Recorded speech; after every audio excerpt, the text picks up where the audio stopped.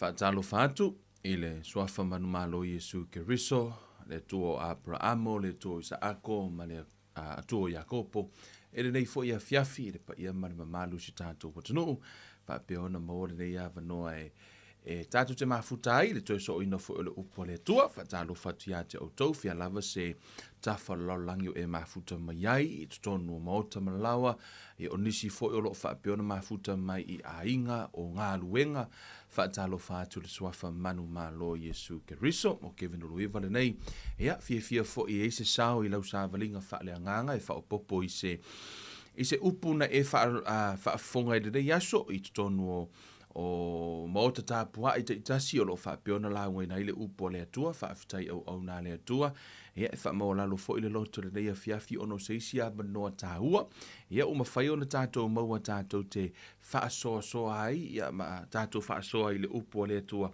e ala le whaamalo si au tātou sāvalinga whale anganga, le upo le tuspa ia e tupu le whaatuatua le taulongolongo, o le taulongolongo le ia fionga pa ia le atua. Amen. Ea, manuia lava le loto le nei a fiafi, ta donu o loo whaapena fo ilau sāvalinga, e le nei a fiafi, ea o loo whaapeona, whaamanuia le atua i lau sāvalinga, ea, i whi au mga luenga o whenga i aima. Oi, amen. Nei a fiafi. Ato o le upo le atua, la tātou talo. Le tua lo mātou tamā, ia whaamanuina lo suafa, ia whaapeona ngā lue lo wanganga le nei a fiafi feta lai oi. Whaafonga lau whanau, whaamau lalo le loto i uluma. Tamai, o oio le tua o tua, le tupu o tupu le li o li, o oio lo mātou tamā le lei, mātou te wala au atu i la au fio i lo wanganga e wheso soani i lunga o lau whanau, au lau ngaina, ia maha o ina fo i lau upu, ia whaapeona ia i leanga le lei o lau fio e whaamautu lau upu i loto, ma whina ngalo o lau whanau, ia whaamanu ina lo suafa, whaamanu ia oilo mātou o tua neima se i o i le whaavavau lava. Amene, amene. Amen. Whai o lewa, ma o le avanoa e te a whea ilu o le tātou pulokalame nei, ia share le tātou pulokalame, o le a tātou tatanoe le nei a fiafi, o le whaatuatua malo nao ngā, i le tangata Talitonunia Iesu Keriso. O te iloa e masani ana o whea le tala lea. A ieisa mata upo e pito i siliona e tau mawhai e te vaava ai i ai a o esa vali leo langa le nei whaale anganga. O le tasi le nei o mata upu tā ua o le whaatuatua, e le numera tasi le whaatuatua. Love is the number one thing. O le alofa o le mea numera tasi lea. Ona fo i o le faith, work by love, a le aise alofa, e le work le faith. E numera tasi la le alofa. Ai, o le whaatuatua, o le isi mea pito i sili leo na tā ua i le tātou sāvalinga whaaleanganga, ma so o se kerisiano. E ao ona tilo mta upule nei o le whaatuatua, ono le whaatuatua, o le ki lea o mea lea tua. Yes, o le whaatuatua, o le ki lea na te tatalaina, le tele, o mea uma. Amen, e la tātou woi le upo lea tua. O te mana o e whailo ia te oe, o le a le whaatuatua, ai o le a foi le ao ngā o le whaatuatua. What is faith and what is faith for? O le a le mea o ngā i le whaatuatua te oe. Ona o se tasi o vaenga e ao, ona o tātou mata i tuina ma tātou va ailele i ai. Ina ia o tātou i loa ma maua mai manuia mai le malo o le atua. O le malo o le atua. E le tū la fono i le malo o le atua e whaingo ino le grace. The kingdom of God is the kingdom of grace. O le malo o le alofa tu. No o mea umale to tonu o le malo o le atua. It's all by grace. O mea umai to tonu o le malo o le atua. O mea umalava o le malosi, o le whaamalo longa, o manuia. O mea umanai to tonu o le kingdom o le atua. Aena o le faith lava e mawhai ai ona ea obtaininga pe e te maua mea leito tonu o le malo o le atua. So, o le malo la o le atua, o lai ei tonu, o lai run i lea lofa. Ai o na manuia o lai le grace. So o le kingdom la o le atua po le malo o le atua, it's a kingdom of grace. Ai o oe o le te le malo o tangata, i le lalolangi le nei, o le te ola i le lalolangi o tangata. O le kingdom la o tangata ma le kingdom o le atua, ese system la run nei. O le system la run nei le malo o le atua, o la run le system e whaingoina o le grace. Ai o le system le run nei tātou i lea. O le run tātou i le lalolangi. O le run le tū la fono. Right? Na whaila e le atua, tū la fono e avea ma wha manuianga. Ai ono avea le tū la fono ma wha asala pe avea le tū la fono ma malaia. Wha te ita inga o le law of gravity, tu la fono fo i le alfasa mo le gravity, o le alava se me te whaapa uina e alu i lalo. Ai tango e whaapa u le peni e alu i lalo i nei New Zealand, e kanga whaapa u le pengi alu lalo e alu i le siku o lalolangi peke alu i Amerika, e kanga whaapa u le peni alu lalo e alu i Samoa, i o Iapia e whaapa u le peni alu lalo e alu i Sava i Sahakaua, e whaapa u le pengi alu lalo o whea lava le meke whea lua i ei. Ai tango e whaapa u le peni alu lalo o le alava se mea, so se mea ki whaapa u ngai alu lalo e sea. It's a law of gravity.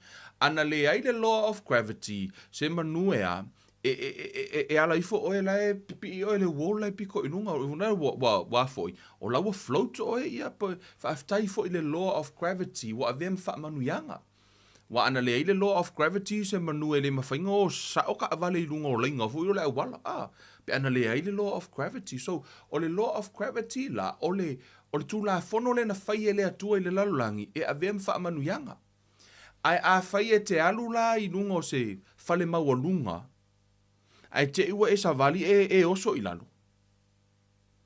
O le law of gravity na fai ma wha manuianga, a o lea la ua avea loa la mamala ia e ono a whaina i oi, pe ma i mau wale soifua. Wa le avea loa la i sea, o la ua e solia po ua e off, po ua e a solia le tū la fono na whausia e lea tua e vem wha manuianga.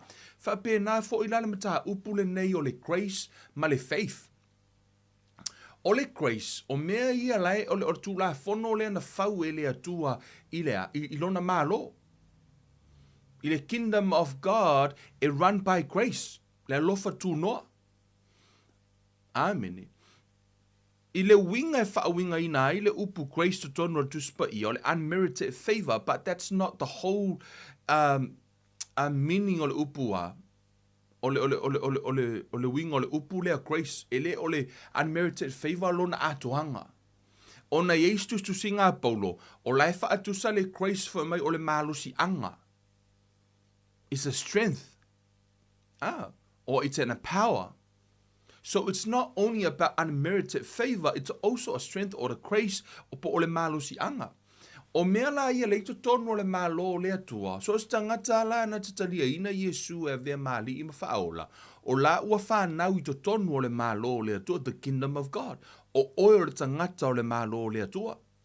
Ai whaafewhea ona e maua mai manuia lai to tono le malo le atua. Ono le malo le atua e run mai le system o le grace. O le alofa tu noa. Ia la tātou tano ai i le tāua o le whaatuatua. Amen. Faith. Pena o whai atu faith e le o se mea numera mua. Faith e numera lua. O le whaatuatua mea mua. E au ona e ilo le whaatuatua. O le whaatuatua e a mata mai e ilo na a matanga. E mua a mata mai le whaatuatua i le mea tau o le relationship. I le mea tau o le afoi, o le mafutanga. O inae a mata mai le mea ta o le whaatuatua. E le mawhai ona e whaatuatua i se tangata e te leiloa. Whaataita inga. E le mawhai ona sa vali fwaskangaka i lungo le awala fo i le lai sa vali fungo le awala te le maasani ai. Ai ke ua e fialu e whailau whaakau. E le mawhainga e wala au se kangaka i ke leiloa. Sa wasi e kanga wa aia ko lau whaanga ua se o walue. Asi ole fai me le whaakau. E le mawhai ona e tu ualau whaatua tuanga i se tangata e sau wa ailau whanau e te le maasani ai. So e le mawhai la ona e aveilo whaatua tuanga i se ha ona e te le oiloa tangata la. E le mawhai ona e whaatua tuaina pe le mawhai ona e Talitonuina. Ona e te le iloa. E le mawhai ona e Talitonuina se isi e te le maasani ai. Amene. O le whaatua la e mua le mea ta o le mafutanga. E mua e iloa po o ai le te whaatua pe i se lua mafutanga e te iloa ai. Mea le nai ala ina sau le atua foi mai o i o le tātou ta mā. Wai, ona ata ua lo le upu ta mā, lo na winga wai ai le fiso ta inga. O la ua ta ua there is a relationship. Ata ua le upu atua, amene, which mean le o iai se lua so tanga. O te le o fai atu e le anga le upu atua, no. O le upu atua, o le tūlanga. O le upu tamā, o le sootanga. Amene. E a matala le meta o le whaatua i loa o le lua sootanga ma le atua. O le atua la, i to tonu o le tuspa i teimina a o soifua Iesu le lalolangi le nei. E tele lava ina whai mai Iesu o te ole i lo tamā lo tō atua. Lo tamā. So se teimia e tatalo Iesu, he always acknowledge God, his father, because there is a relationship. O lai ai, he's a father. Amene. O le so o tanga la lea, e mafu aina Talitonuina e Iesu, lona tamā, ona lea, ono lai e le so o tanga. Amen. O le tamā. O mea umalava, na whai e Iesu, na whanau mai lona whaatua tuanga i lona tamā, i mea na te whaia wha mai Iesu o mea o te whaia o lo tamā o lo o ia whaia o lo o nofo i te tonu te au, o ia o lo o whaia. So o le tamā la lai whaia mea uma lai whaia i Iesu. E mafua mai ono le so o tanga o ia o le atalii o le atua o le tamā. O lona tamā so e yeila le so o tanga o le mea le na e mafua ai ona whaatua. Amen. E mafua ina ave lo tātou whaatua tuanga i lo tātou tamā. Amen. Ona e a mata le mea ta o le whaatua e a mata mai le mea le ta o le relationship. Ke ilonga e kea. Whakoa. Mawhaiona e whaatua ina. E le mawhaina e whaatua ina stangata te masani eise e kango e vai merka ako kupelea. E ke le masangi le kangaka lewa e kango ko oai le ako kupe. I say, he's not worthy of your trust. Ona fo yo laite le o iloa pe le leile kangaka pe leanga. E le mawhailana e tango tu u yailea. E le mawhaina e tango tu u aise i se tupena te tau fia. E le mawhai ona e avese mes tangata e te le o talpere i se lua so tanga. O i la i le mata upule le o le whaatuatua, o lona amatanga e a mata mai lava i le mea ta o le mafutanga. Whamai le tala le tuspa ia wa saule a nganga o le atua i lunga ia te i tātou wa tātou wala aua tuai Abba Father o a ava le tamae. O lona winga o laua iei le sootanga. O oe lama louta mā i le langi, awana i e whaapesi li atu lea lofo louta mā i le tino i a te oe nei lo o le atua wa o le mawhauwhau o nisi. O te whaape atu le neia fiafi, whamai Iesu e le ai lava se alofa i sili i fo nei lo o le neia lofa. Na tu ina atu lona o la Iesu i ana wo. Le ai e o i lau ki ngā, lau mā, wai lava se isi po sa uo, louto o lua, o lau whanau. E le ai lava se alofa e sili ane nei lo le alofa o Iesu i ate oi. Whamaritala le tuspa i e leise me mawhai ona ave e se i tātou mai le alofa o le atua. E le mawhai e le oti le ola e le mawhai o mea ta li o angelu. E le mawhai ona ave e se oe mahau mai le alofa o le atua i a Keriso Iesu. O le alofa lea, o le alofa o le vaai mai le atua i ate oe through Christ. O le mea le nae la ina le mawhai ona ave sea oi mai le alofa le o le atua. Amene. Hallelujah. O le whaatua la pēna o whai atu, ona e tele no tātou tangata whaola ina po tangata watalia Iesu Ai ka ko kele o penge fiki me le malo le tua ona tātou te le malama le mata upule ne o le Faatuatua. So mea mua o le Faatuatua e a mata mai le mea tau o le sota inga o relationship. Fato a e mawhai lona e talitonuina se tangata. O le lona lua, o lo Faatuatua ina o le atua, te Faatuatua ina le atua ilana upu. O lana upu le tuspa i o ana fionga o lana upu le na. Amen. E tu i ailo tātou Faatuatuanga. I le tusia e peru. Ne la tātou o e tātou talanoa. Amen. Pe no ufai atu o le malo o le atua. O lai run le malo o le atua. The kingdom of God is run by the system called grace. But faith, o le te le lalolangi, e te tala ina ai le malo o le atua lai run the grace, e ke penge fiki mai ai. O oe lau tangata o le malo o le atua, o le upa tuspa ia tātou te le lalolangi, ai le so le lalolangi i tātou. O tātou la le e le tātou malo o le atua. Amen. O ke le ilo ia ke oe po le malo ngai ke iai. Po le malo o lalolangi, a o ngā rurunga pingsingi waru wako e malo koko mau o lunga ai sea, langa lai fixa o mata i meo le lalolangi le nei. E le se mea la ake e walu e fua malo koko mau o lunga le o lunga o kau o mea. Right? Langa lai te va ai ono o lai te va ai le malo o le atua. O oe ele o stangata o lalolangi le ngai. Pe alu ala i lunga meo lalolangi le. Ele se mea la asu ye i fua le heartbeat o ka ua yo. Ai sea, ono o ta ua o tangata o le malo o le atua. That's faith. Amen. I to tonu tu spa ia lea. I to tonu tu se e peru. What is faith? Peo te mana o ia whailo ia te oi. O le ale me ta o le Faatuatua. O le alo na o ngā ia te oi. Amen. Whamere tala tu spa ia. A o le Faatuatua. O le whaalango lea i mea ua whaamoe i ai. O le mautinoa lea o mea e lea o vaaia. Now faith is the substance of things hoped for, the evidence of things not seen. O le faith, mga yo le mea ngai maka me le whai upu. Now. O le faith, o le mea nai te whaia i le teimire nei. O a umanga luenga e te whaia, i le teimire nei, e te tauona whaia i le Faatuatua. O le Faatuatua la, o le whaalango le i mea ua whaamoe i ai, o le mautinoa le o mea e le o vaaia. Now faith is the substance of things hoped for, the evidence of things not seen. So faith is a substance. Amen. I le tu i le anganga, o le Faatuatua e pe o se mea whaitino, e me whaiona e tango i ai. Amen. E lua la mea tā ua i tā ua i.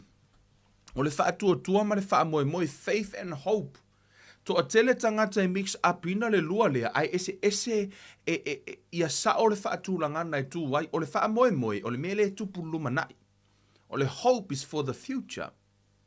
O le faith, o le mea e whaia le teimi nei. E maasani no ufa o ngā ina le tālunga fo i lele o le,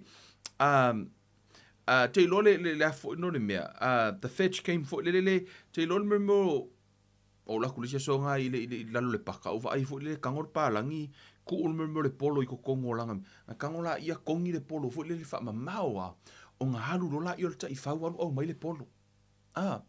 So o le faith la, e pe o le faith o le ta i whau.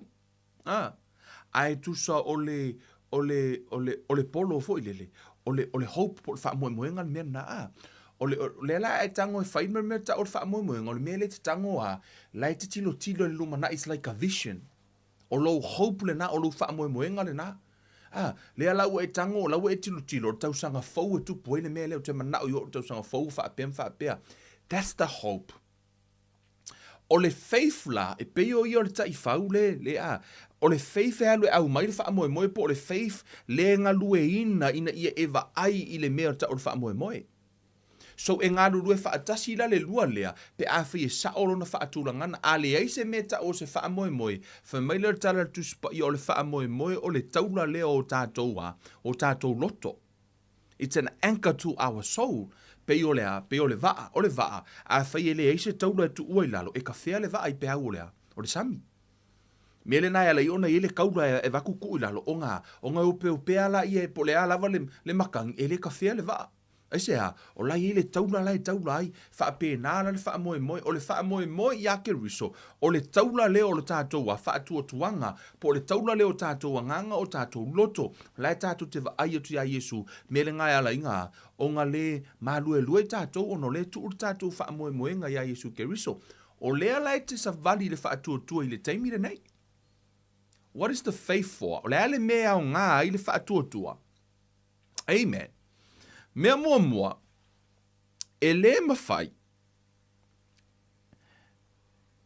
mawhai ona tā ua oio se tangata ia Keriso, e au noa mare me ta o le whātua. Hallelujah. Whai upo e walu whai mai. E le mawhai ona e whaola ina e au noa mare whātua.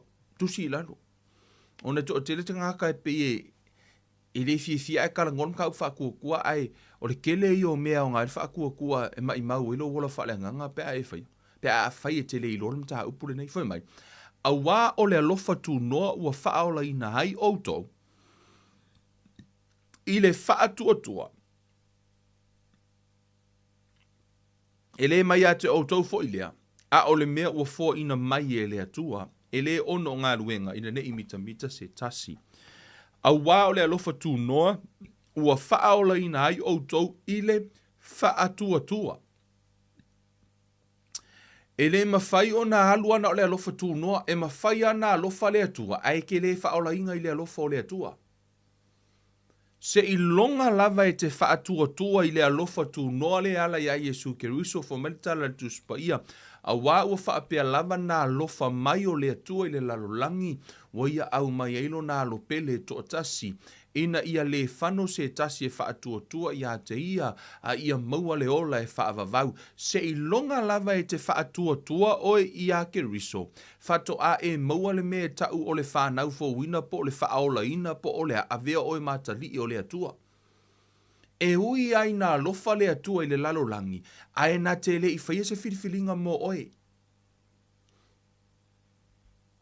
E le i tau fia e le atua a tamu ma ewa ina ua oe aide la au i loile le leima leanga. Nā lofa i le atua, yes. A e na whai lava lo la ua loto ono le mea lofa na ave i le atua, it's a free will. O le loto whaitalia e whai e lava na whiriwhiringa. E le whiriwhiri le atua mo oe, e whiriwhiri e oe, pe te alofa i le atua, e le i whaia e le atua se masini. Se robot. O oe la mau, o le robot, e le ai sona loto whaitalia. E ma whaina e tango whaile program, whai se mea fu, na tango la ia whaile program, fu le peti tango noi, e poloka lame le mea ta olea, o le robot. Ha e laku lai kukongo, me whainga whaakun moni mai, a peila la computer. So e ma whaina utango whaile la poloka lame la computer. So se taimi e tatala ipe o mire ki whalo on. E oro le taimi open my screen, whaakun moni mai kia o mai kun morning Kevin, whaakun moni mai masingi. Fa pe ngā fo i Siri. O ko whanongonongo ia. No what ki kaimi a. Le kā ko karkala ngoma Siri. Hi Siri. Ia ka umari mele ngai. No ole fo isi mei wha o ngā isi ia. Alaska. Bolea elingo le si ia. Kusala. O mōmeo masini mea ia. Leo taltan no matangata le taimi le nei. O mea nai ele eise loto whaitalia pe le eise free will. Ele saule atu e te oi. Good morning. Good morning Kevin. Good morning God. Ele i polo kala meinga o ele atua whapena. Na whai ele atua le meta o le loto whaitalia i ate o ele o se robot. Ina ia mawhaina e fili e te au na i le atua. Amen.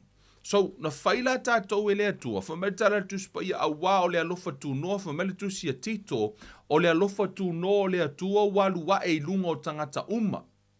O le alofa tu noa la o le atua, o lai extend i tangata uma le lalolangi. That doesn't mean ua whaaola ina uma i le lalolangi.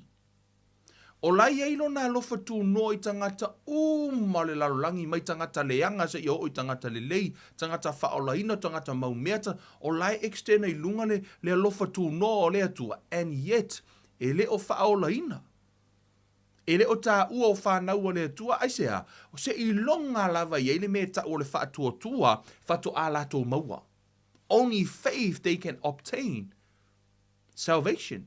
Nā tau te maua ele me ta o le whaolatanga. Amen. Lono winga, mea mua, tusi lalo, ele mawhai ona e whaolaina. You cannot say without faith. Matala just pa ia awa ole alofa tunoa ua whaolaina ai outou I le whaatuatua ele mai a te outou fo ilea. A ole mea ua fua ina mai e le atua. Amen. Lona lua, I te tono le tusia e peru o lona mta upo se folo. You cannot live with God without faith. Ele mawhai ona e ola whaatasi ma le atua. Ele mawhai ona lua sa vavadi ma le atua au noa ma le whaatuatua pe te ola mo le atua. Ele mawhai ona e ola mo le atua au noa ma le whaatuatua. Amen. Whamaritala tuspa ia. Ai ola le amiotonu I le whaatuatua. Ile malea, e tu umuli, a tu umuli, e le fia lava lo uloto I ate ia, whamaritara tuspa ia, ae ola le a miotonu I le whaatuatua. The just shall live by faith. E ao ona e ola o tangata a miotonu I lumo le atua, e le mawhai onga e ola whai a fu le lo langa, e ke ola I le meta o le whaatuatua. Amen. For mai ai ola le amiotonu I le whaatuatua, te lo tātou te whaatuatua I tangata. Amen. E iei le tangata sidi atu lona whaatuatua ina o lana tama, na ilo o lona whaatuatua ina o le atua. E sili atu na whaatuatua e le isi lana whanau na ilo o le whaatuatua ina o le atua. A o ina tutupu meo le a inga e pei manatu le stina ma le stama o lau whai ngaruenga le leila o whangau. O ke le popole po a lava kupe mo mai o ke le popole ai. Langa lai le leinga ruenga la o whangau o la ukama e fo mai o la ua e a fo ino le mea. E pei e te le atu lo lato whaatua ino a lato whanau. Na I lo le whaatua ino o le atua. E le whaamali e ina la le atua I lau sāwalinga. Ono le upa tuspa ia, e ola le ami o tonu I le whaatuatua. Whaafetai le atua mo lau whanau mga ruenga le leima tupe o lato maua. Ai whamaritala le tuspa ia, e mālaia le tangata e whaamoe moe I le tangata. E le o sa upo le upa tuspa ia. O lau whaamoe moe I lau whanau without faith, believe God, it's a curse. E whamei e mālaia I oe. Ia. E mawhai ona whaonga e le atua tātou whanau. Ai o oe te wala au te whaatuatua I le atua. Ta talo o I le atua, exercise your faith. Ono le tangata a mi o tonu. Whai mai e sa vali le whaatuatua I le o le tino mai o mea. Amen. Whai mai e ola le afoi. O tātou o langa a toa lava, e ola I le whaatuatua. Ona winga vaenga mua ele mawhai ona e whaola ina e au noa mara whaatuatua lona lua ele mawhai ona e ola e au noa mara whaatuatua. Now the just shall live by faith. Le mawhai ona e ola e au noa mara whaatuatua lona tolu ele mawhai ona e savali le olanga le nei e au noa mara whaatuatua. You can't walk in this life without faith. A tonu nala e whai mai I o lea mawhai ngā uola uia ua levanga uola. That's not a walk of faith. Amen. I tu tonu o le lua koe ni tu e lima whai upo e fitu. Whai mai, a wā o le whaatuatua, ua mātou sāwa vali ai, ai le o le tino mai o mea. So, e le mawhai ona e sa vali I le lalolangi le nei, e au noa ma le whaatuatua. So o se tangata mi o tonu e ola I le whaatuatua, e sa vali le whaatuatua. You walk by faith, e te le o iloa po o le ale lumanai.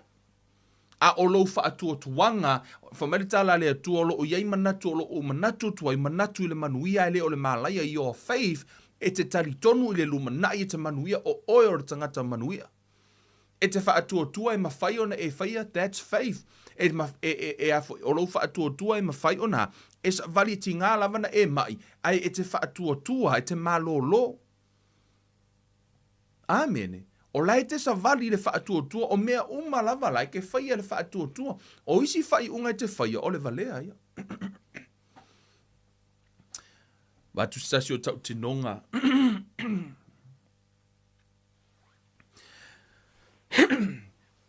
E le tasi o vaenga na le mea neo le whaatuatua. Ma ua esi ma tama iati na e ma siu tō lua.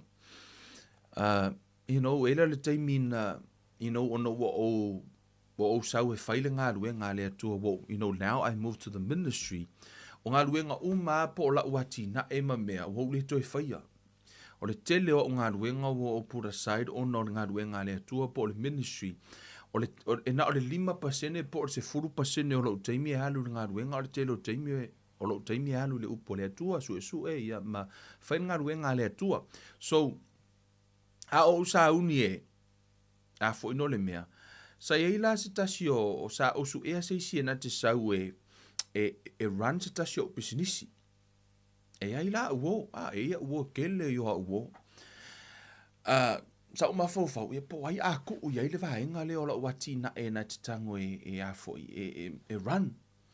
O la kele uo o le maliela. La se tasi o tangata. Ma saniano o falong, o tangata leo te iloa, like, I know this person, o te le iloa le tangata lea. A whai o whanongolongo mai sia uo lea, I know e iloa sia uo lea, me te lo teimi whanongolongo mai ai. O le te lo teimi, o whanongolongo, o tala tangata e whaatatau le tangata lea, isi a fui tamari, makua, I'm telling you, foi mai kala kangaka o kangaka le whaapea o kangaka le au ke kari konguinga o kangaka le don't trust this man, don't do this, au ke kari konguinga, au ke kua ise mea, au ke whaia ise mea, au ke rua sa vari mareka o kalange kangaka foi mai ke au ma kalange o le fe pasia isol about this person. Eira le aso na wa uma nei ai o au lai tele yo o e me whaino whakusau so soangi me whaile me lea langa mo pisi. This is a true story. O le mea lai whaila utala. Na tuu e lea tua o malo. Tua mateo ile ana pongi ma tatalo. Pea no whai atu. Praying o le tatalo o le ole ile atua. O le sa ili e le o se tatalo. O lo sa ili o lo walu ea. No manu ilu mo le atua. I pe te alo la ia su e. Po le alifina ngalo le atua. Tatalo ile atua na i whaatari la ia. Lai te search. Pe a toa le lua masina. 2 months. Wa le vanga kali le atua. Ai o le maalia la kali le atua nga kali mai. Kali mai le atua o le kangaka lea. Le kangaka le ke le nga whai me kangaka kala ia haufu mai o le kangaka le au kari konguinga o ka se whare kongu o mea umarangi. O kala umai le whai me tangata whata. O te le iloa te le tangata le I only know this person fo ilele. Uo. O whai aku sio ko lua, maa ia sau wala uo lea, la uvili la uo lea sau e no e run me lea, le uo mafau fa pe ngā fu, le kangaka lo ke mafau ai. For some reason, te talo i lea tua, makua lea ia se file mu, pe no whai atu follow peace. Whai kakalo i lea tua, whaku ta mama umusio ko lua, o ai se ke au mai e, because ia te au, lea tua ke re koe manga o ke koe alu rangu reiso, kaimi, I don't want to run this business anymore. I want to do to mana o ke focus le mele nei. Natalia la le atua wa levanga kali le akua. Ai onga o lenga u fa alongo I kala kangaka fa kau kangaka le. So wa ula le levainga ma fi na uma le atua fa kule atua ke le ka konguinga kangaka le. Wa saule mangaku fore le o saulo ma fo se fa nga wa levanga e loa use le wisdom. Kuso mangaku umangi le wo mai e kau. Pa for some reason, it's a tonu lo loto. Makua ia le file mu o lo kangaka. Like there's a peace in my heart. Because o te le iloa le ni tangata.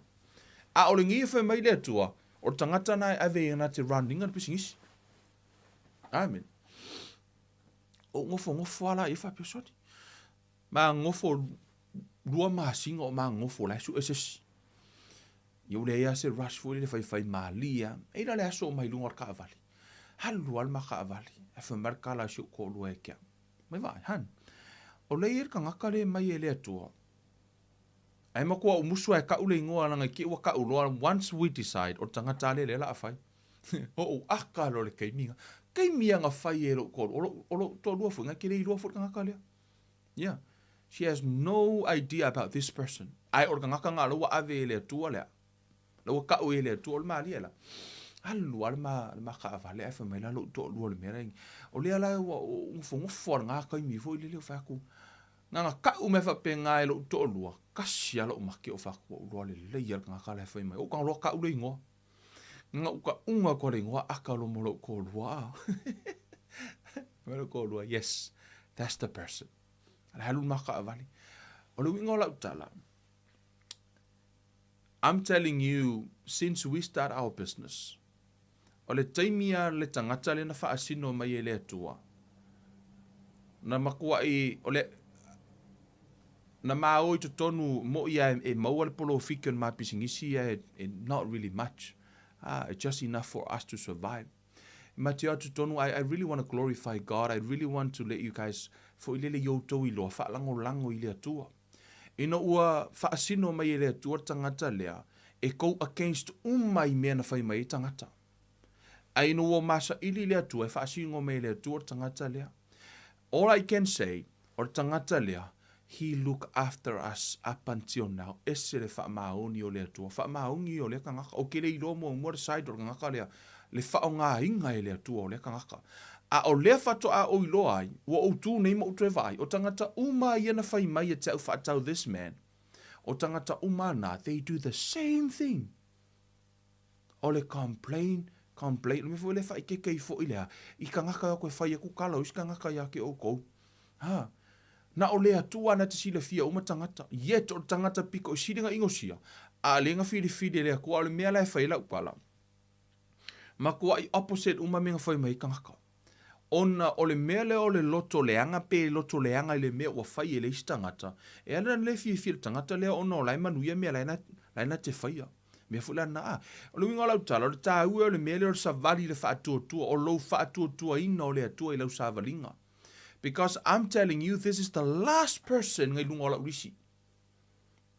Ai, ina ua whiri mai lea tua is the first person. Vatu le tala lea, i to tonu ina ua maa whiriwhiria ni mo lau tōlua, whaku se o kōrua keiroa. Ka whiriwhiri rā kangaka lea. O ngā lau whai mai lea tua. And it, you know, faith is a risk. O le whaatua, lo tonu ina o lea tua, o whai aku le kōrua. Avelo iai. I give him a call, wala au tangata lea, walulo iai. O le mea whai lau tala. Tasi le vai aso na manga rurua i va aiska māloa lea. O au. Si o nga iau kamai camera mo toi vo i alai whai rau pisingisi ngā kaimi. O nga fu i o ka ikaka kango whakau ngō fia ka price fu i lero ka alofa i ka ngaka i le affordinga.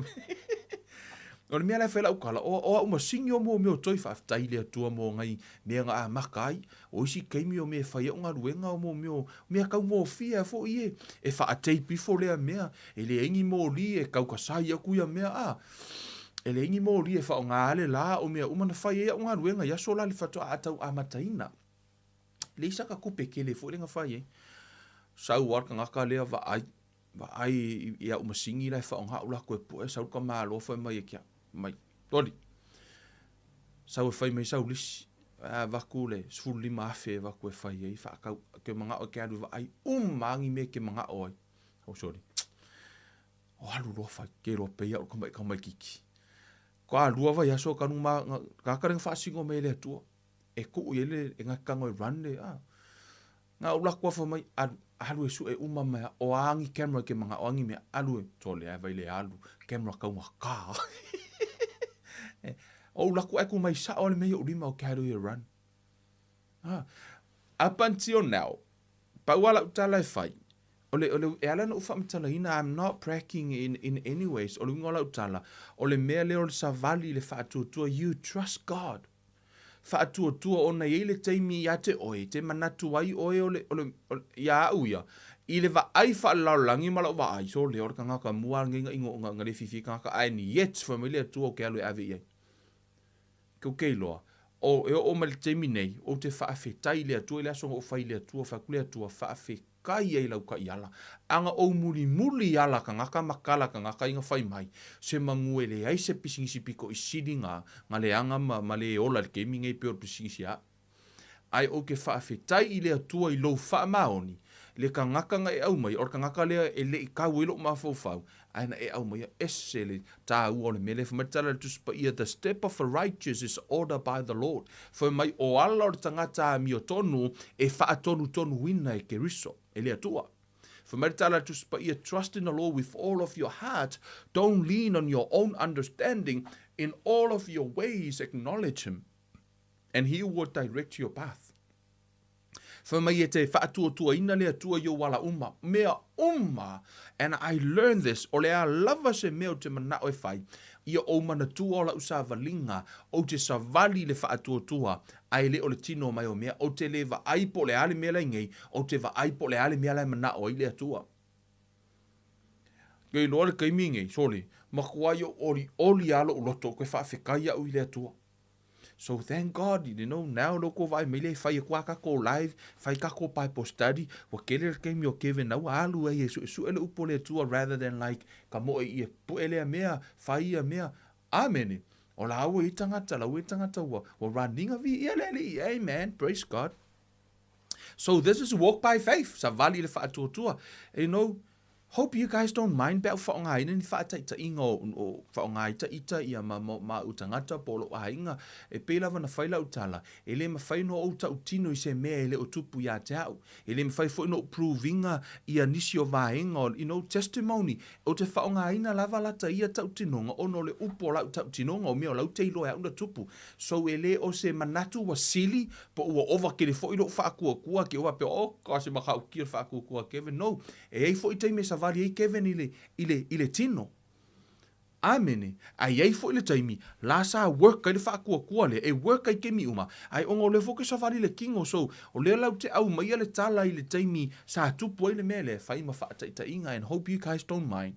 Amene. Te uwha pēa sisi fo ile le kala ngoa mea kamala. No. That's not the point. Ono le upatus pa ia. Sao, there is a scripture. Whamai le upatus pa ia. O ai lava o tautala o ia te ia. O sa ili o ia ilona vi inga. A o lena sa iri le vi inga o lena a wina mai o ia e tonu ma wha maoni. And I hope o lau wha matala ina e le o glorify e lo faith o le glorify e le atua. Amen. Le wha maoni o le atua o te mana o ia umai fonga e loa lea le taita inga le atua na au mai e a te au le tangata ai o le tangata lenga a keisa to te lo tangata and yet is the person na fili mai e le atua. Ma tai mai e le atua. Amen. So vi ia le atua. Amen. You guys all right? Amen. Hallelujah. Mielo ke le nge o koko ke sekia. Hope you guys understand malama foi se vaenga o lo tomo fai fa matal ina tuai. Because o le telo taimi o te mana o e malama se maka upu. I don't mind the telo nisi mea. Paual mea te au. I o to malama. Amen. Ia pulale o kopo angi kala e fai ke au. As long as you understand the upo le tua. Amen. Hallelujah. I le tusia o le si vaenga. I le mawhai ona e sa vali le whaatuatua. O le tusia e peru o lona mta upu e sfunmartasi. E le mawhai ona e whaamali e ina le atua. E au noa ma le whaatuatua. E le ai foi se whaamai a le ai foi se whaatuatua. E le mawhai ona fia mai o ia. E le mawhai ona fia le atua i lau sāvalinga. Pe a whai te le sa vali le whaatuatua. E mawhai ona e ola. Foi le ke ola lai se ki alo o langanga ke olai. Me ke manga o ai vaku e lau whangau. Au ana e whaapea o whaamaria ina le atua i lau sāvalinga. Because only faith e mawhai ina e whaamaria ina le atua. You believe God. Te whaatuatua i le atua na te whaia mea siri mo oe. Amen. Hallelujah. Asola, masanganga vili mai siu tina. Teimi umai wala au mai siu tina i te hau mea lea, o mea ia le loku, o mea ia whaarengu, o mea ia o maliu, you know. E so tai mea la siu tina i te hau, mea uma whaalawe umar ngi inga e so kai mi siu kinga ia ka ika voi lele. I mea whaalawe e kusa lea loko o langa mo kou o langa, ngā fu i vidi me ka korko a inga, same. Ko i kiki a ko kongol vai aso e kasi e ongo whala vela ve ka umai oi. O le tele lau te, me wala au me lau tina, and I always try lailo e lau tina. O te tau mawhai lava le tele lau teimi, e wha manatu iai, te talo i le atua, have faith in God. Even though, o laia te au le tupe mawhai no o ave iai. O le tele lau teimi o te wha manatu i lau tina, te talo i le atua, have faith in God. Au ia, ele o a o se atua. Yes, and faina avele tupe iai, but let's practice le lead tai tangata ia whaatua i le atua, au ngi whaakua se kangaka. Amene. I know le hatolo tina la ema malo na ia loto, la vala au me lang kama e wakuru mene nei, but also it's my job just to let her know, hey, ma ayo le atua ke whaakua i au ke whaakua i lau kama. Amene. Whaatua i le atua pa she know, te lo teimi, ke whai aku lo ki ngāwha mai. Ia, le ngakalo ku le akua, o e ngā au mai e mai. Alo ma kua pe ngā ngakalo i le akua, whai e no le akua, ia viri lau kama. Ora ke le anga o mā kua le ke mingi, ia, le kakalo i le atua ngā uma, ia le atua, e le wha kari polar kari le atua ngā uma mai, ia, ko e viri lo yo ngā inga New Zealand. Anyways, ma lovi, ele atua, matala tu spa ia. Ele mawhai, it is impossible to please God without faith. Matua le mawhai ana e whaamalia ina le atua i lau savalinga. Pe ale au no mar whaatuatua. So we vaira le ke leo le whaatuatua. Amen. Mea mua, ele mawhai na e whaola ina au no mar whaatuatua. Lona lua ele mawhai ona e ola au no mar whaatuatua. Lona tolu ele mawhai na e savali au no mar whaatuatua. Lona wha ele mawhai ona e whaamalia ina le atua au no mar whaatuatua. Lona lima. Tatu atu lona lima. Amen. Ile lua te Salonia o lom ta upu mua foi upu e tolu. E tatau ona mātou whaafetai e le au noa i le atua ona outou le au soi. E whaapei ona tusa a wā ua tupu tele lava lo outou whaatuatua. Ua whaatele ina fo i lo outou whea lo fani o outou uma lava ta i to atasi.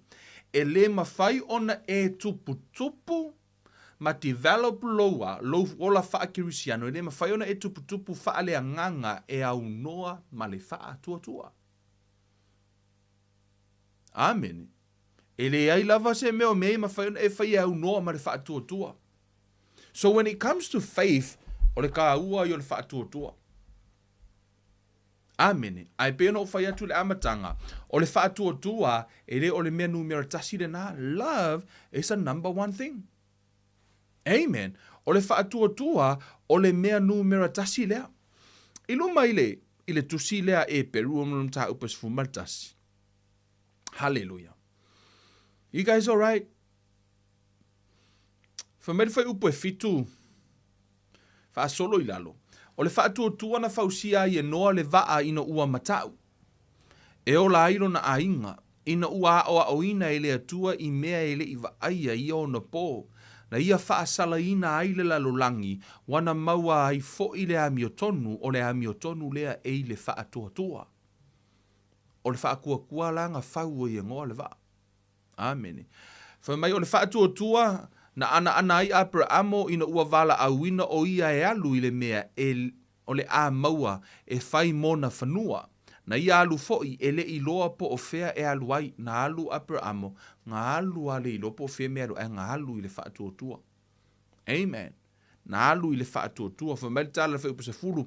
A wana ia whaatari atu i se a ai ua whaavahina o lona mata i sau maritufunga o le atua lea. O le whaatuatua foi na maua ai e Sara lava le malosi e whanau ai. Na whanau foi o ia ina ua mawai tau sanga o lona malosi a wana manatu o ia e whaamaoni mai o ia na fola mai. Amen. Whaupasumar fitu. O le whaatuatua na whaitauranga ai Abrahamo ia isa ako ina o tofo ina o ia o le na talia foi upu na fola ina ua ia avatu mataulanga o lona tali e to atasi. Ua manatu o ia ua mawhai ele atua o na toe whaatu mai ia te ia mai na ye uoti. Amen. Whaupatolu o lua wha. O le whaatuatua na le mawhai ai e mose ina ua matua o ia o na ia tā ua o ia o le tama ale awhawhine o Farao, ua whiriwhiri e ia i angaleanga ina o ia whaatasi matangata o le atua e lele iai. ai aua le ia te ia le fia i le angasala e vave mavai, ua manatu o ia i le upu fai ona o Keriso, o le oa lea e sili i whaaputunga oa ai kupito, a wasa whaanau o ia i le taui. O le tā ua i o te whasivaenga fo i le lau sa valinga whaatua i a Mose. Fa mai o le whaatua o Mose, na fili ei Mose le tō tā ua o ia o le awhawhine o Farao po o se tangata o le lalolangi. Fa mai fo ila ia ua fili e ia i anga le anga ino o ia whaatasi ma tangata o le atua.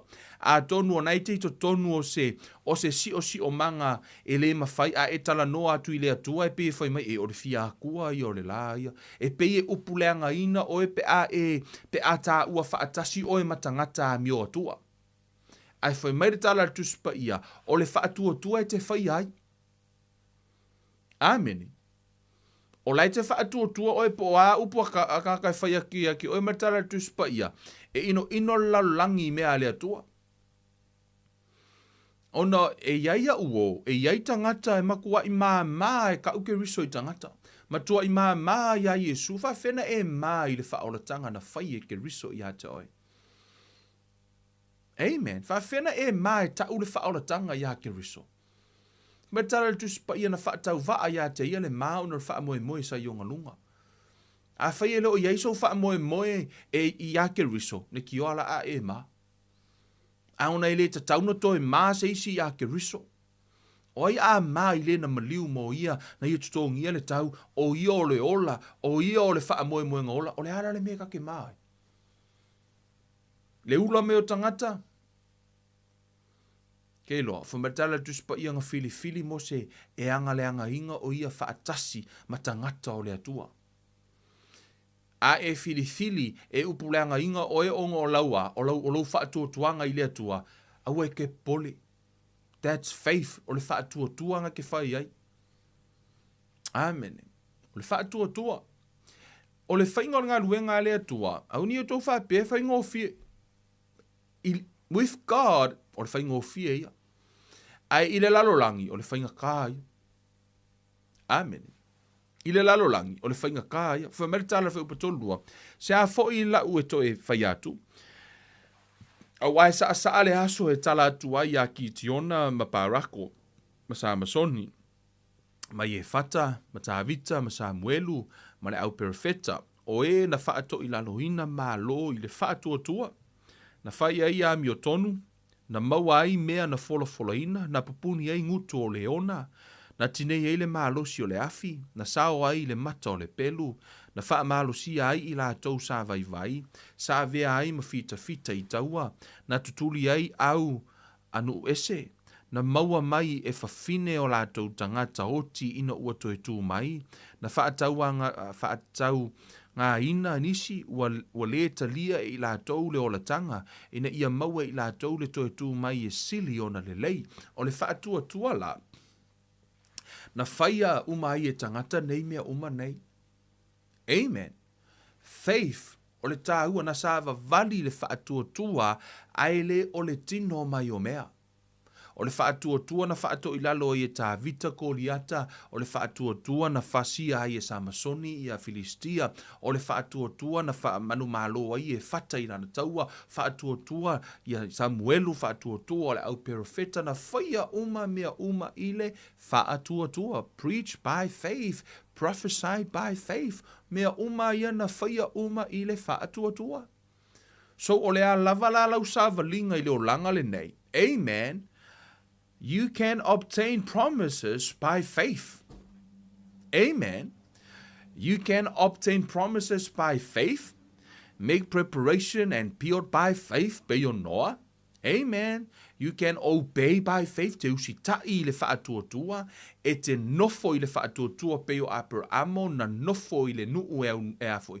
With faith, pe foi o Sarai ma Abramo, they wait na whaatali ma le whaatuatua, mea whamatara tuspa ia wa maua e Sarah le mahalosi e whanau she received strength by faith. Amen. This is grace. Amen. Conceive and bear children by faith. Na whanau ono le whaatuatua. Give offering by faith. Amen. Na whōhai ma le whaatuatua. Refuse. Amen. Pe o Mose. he refused. Ia le mea sai ai ono le faith, fai le filifilinga, make choices by faith. Amen.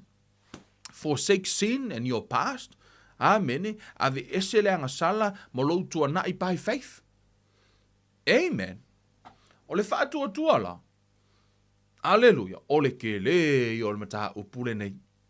Ai whamaritala tu spa ia we save, whamai ua whaola ina i tātou i le Faatuatua. Amen. Hallelujah. Ua whaola ina i tātou i le Faatuatua o lea tua. O lea tua, o ia o lea tua i le lalolangi. Ai a o mai ate oe, o oe o lo natali. I le lalolangi la o lea tua, a o oe o lo tama. E ese. Amen. Yes, he is God, but he is your father. O le mea le nā leitam whai Iesu e tau mai ate i tātou o i o lo tātou tama, he's our Abba Father. Whape nā fo i la le mata upu when it comes le a fo i no le mea. O le atua, o i o le whaamasino. Amen. O le atua o i o le whaamasino le laulangi. A o i o lo nā tali. A alu la le atua i lana ngā luenga, i tutonu o le malo, e laku o i o le whaamasino. Ai a sau kongo longa ainga, o oe o longa kali, ele o oe o sea, ele o oe o sanga a fo i no le mea, o sana polonga po sesi o lala, a laku e whaamasingo. Ele whaapeo o melo ia, oe whaapeo le atua, ia o le si kako keisi le lela, ila a whaamasingo, o kama leo Kevin e whaapeo. No, o oe o lona tali, there's no judgment i te tonu o le ainga. No condemnation in the family of Christ. Amen. O oe la o le atali o le atua, o le alofa i o le atua ia te oi. O le whainga tā ia ona Talitonunia o le toa tele i le nā upu. Ona o le ata o lo o vali o lo o tau mawhai tangata e whaatusa le atua alofa i le alofa o le tangata. Amen. O le whaatuatua la, whamai e le mawhai ona whaamalia ina le atua au noa ma le whaatuatua. Ai toa tele o tangata, ona e se le mindset o le atua, o le se fo i o la to whaatuatuanga. Mele nai ala ino tau mawhai e vili a kuale mele o le atua o i o le atua alofa. Se kau mawhai e kau whaasa o le anga o le tātou wa ai. A sa o lo wa ai i le atua, e sa o fo i lo interpreting o le atua, e sa o fo i lo whaatuatua i le atua. A se lau wa ai i le atua, e se fo i lau interpretation, e se fo i lau respond i le atua. Amen. Hallelujah. E tele taimi e se ai mea uma tātou te whaia. Mafua mai, ona o le se o le ata o le atua lai o tātou mafua whau. Mea mua, o le ata o le atua le mafua whau o le si. Lai whapea, ai o lai o mea lana vatu e le atua e whaati ngā ina, lai mana o le atua e whaati ngā ina, no ia ono Iosefa makawika, whapea o le whinga ngalo ngā o le atua se i peifo o la vaenga nai nei. E se o le interpretation. E alanga makala mea ngā e kou whaikaua, e mafua mai a, whamatala tuspa ia, wa mafua ona, ia e toftofonga ia te i tātou, ono tu ina naungo le anga o tātou tangata. So, it's all from our last. Ono o tātou tu ina naunga, o le mea le nai ala ina tutupu mea na. Amen. A o le atua, i o le atua alofa. Amen. O le alofa i o le atua ia ke oe ma. E le mana o le atua e a whahina lau fō launga. Amen. Whai e le atua me le leimo oe, na e tanu a tala tu spai a whio o ko e le anga e ko kei loa, whai me le au ko whangau e le siri e ala le atua alofa. Amen. E le ia la sisi e lo si le kulonga alofa i le atua. O ko whai kau kuspa ia, le ai kala ngoa mai a Iesu o le alofa o le atua. Amen. Ai a ona fo o lai sa o le va ai a Iesu il tuspa ia. A kango Iesu e whai kau kala uma lai koke, kala uma ai ul whenga kua inga ko whai kau ai le au mainga i le akua o i fo isala ere. A kako whai kau a, whai mai fui fasioki le akua ka haka ia ma mea, pe e hika le akua. Ai tango Iesu whai kau, na o le alofa le afo, ni mena wa ai Iesu. Ona fo e se sere tātou interpretation o lea, o le tātou whai tau le whiong pa ia le atua. E ese mai interpretation, mena e tano ai Iesu ia o le atua e alofa, o le atua e alofa, o le atua e alofa. E alofa le atua e whaapea, o amena tupu o whaamolunga o kangaka mele nei pa God is love. Maritala Iesu. O lava wa vai me te wa vai tama au ko vai a Iesu le alofa yo Iesu le maskanga nga mai ngaru ya Iesu e fa malolo inga Iesu. He is love. Amen. O le ata na o le atua. And yet tātou te manatu e le o alofa mai o ia.